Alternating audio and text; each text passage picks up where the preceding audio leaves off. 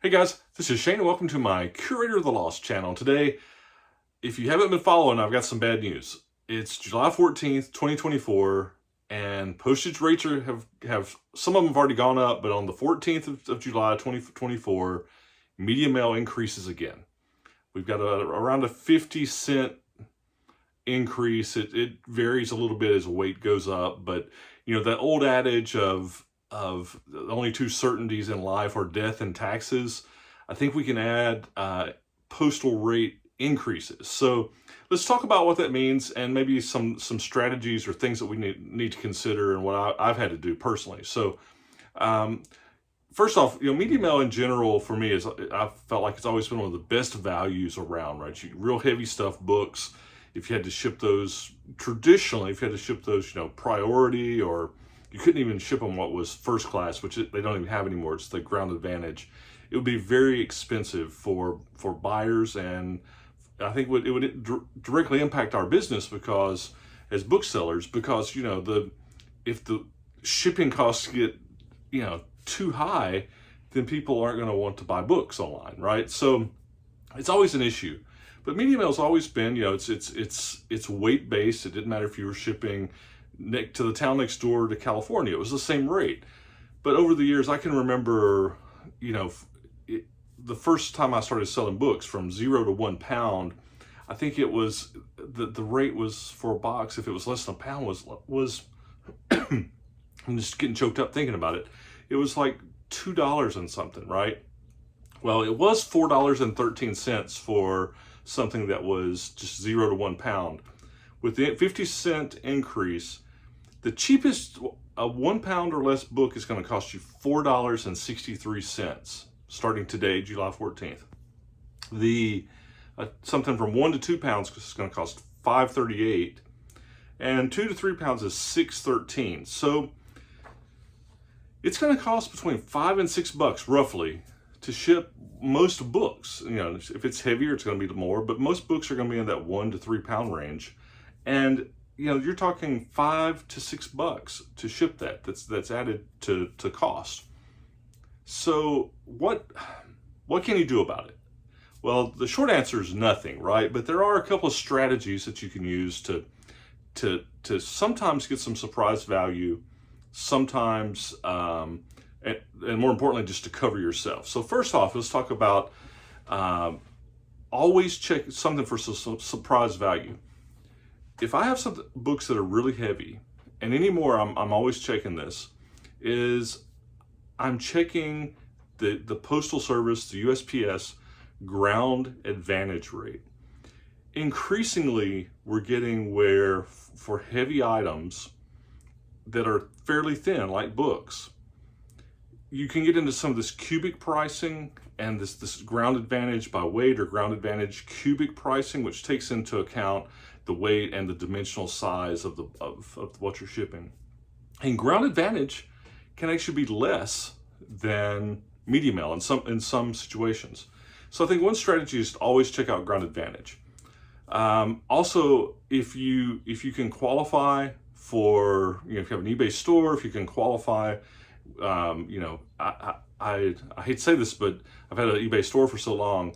I don't think regular eBay sellers, if you don't have a store, I'm not sure that you get the eBay shipping discounts. Again, they're not going to discount media mail, but sometimes the ground advantage rates are discounted. The other thing is always, if something seems, you know, off, I always check pirate ship as well. Don't just take like the eBay, what they're giving you.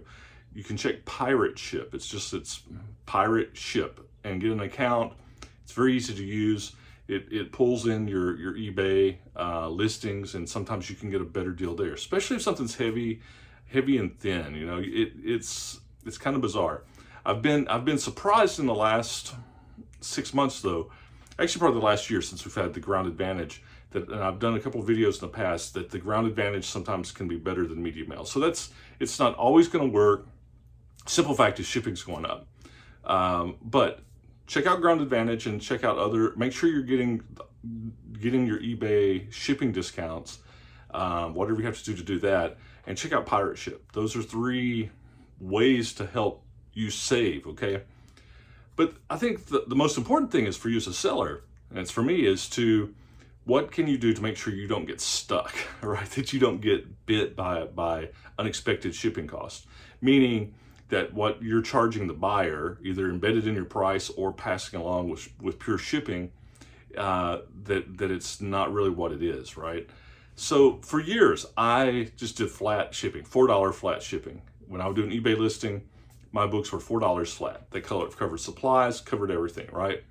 Even when shipping rates went up, I kept it at $4 because I wanted to kind of be competitive with what, I felt like Amazon was charging, on shipping. I just thought that was reasonable. So I would make sure my price, I was probably losing a little bit on shipping, but I always make sure my price would cover it. In the last year, I've gone to calculated shipping. I just can't, when you get hundreds of listings out there, and if you need to revise them even in bulk, it's just too hard. So when I do a listing now, I put in a weight and I do calculated shipping with my options. And that way, when the post office changes their rates, I just let the system just takes it. Now, I still try not to charge extra, like for handling or anything like that. So I know that, but I always make sure my weight. Another way to handle that is when you're doing the weight, it's not just the weight of the book, but you got to think about whatever you're shipping it in, packing material, anything like that. So sometimes you can, if you think it's like a 1 pound, 12 ounce book, you can charge 2 pounds and 1 ounces, and that calculation is going to get you to the next pound range, and it's going to add around 50 cents to it, which helps offset some of your supply cost. So for me, the protection is to always just pick medium L. When I do the listing, I'm doing calculated for a book with medium L shipping, and put the weight in, and you can be conservative on the weight, add a pound if you need to cover your supplies. And that seems to be kind of the fairest way for me as a seller to protect myself and to try to keep, what are real costs, don't try to overcharge to the buyer. So anyway, so I guess that's it. That's the points. If you haven't been tracking it, medium L is going up as of today. It's up another 50 cents. Books are going to cost you at a minimum 0 to 1 pound, $4.63 to ship. So you're in that almost $5 to $6 range to ship a book now. Protect yourself. I think on your listings on eBay, do the calculated shipping. Maybe add a pound to what the real thing is to cover your shipping supplies.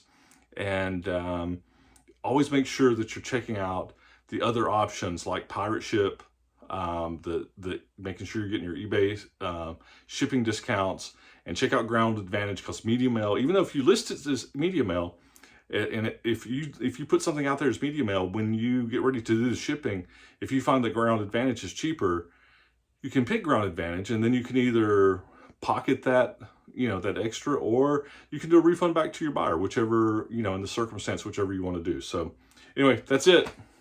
It's a fact of life. It's sellers, but the thing is it's across the board for everybody. So it's not just on us. I don't like it. I don't like it as a buyer. I don't like it as a seller, but it's just the cost of doing business, inflation across the board. And if people want something, they don't have any alternative. They order it from anybody. Everybody's shipping's gone up. So that's just the way it is. So it's a gripe and a grumble, but rage against the machine. But what, what are you going to do? Anyway, see cool, bye cool. Talk to you soon.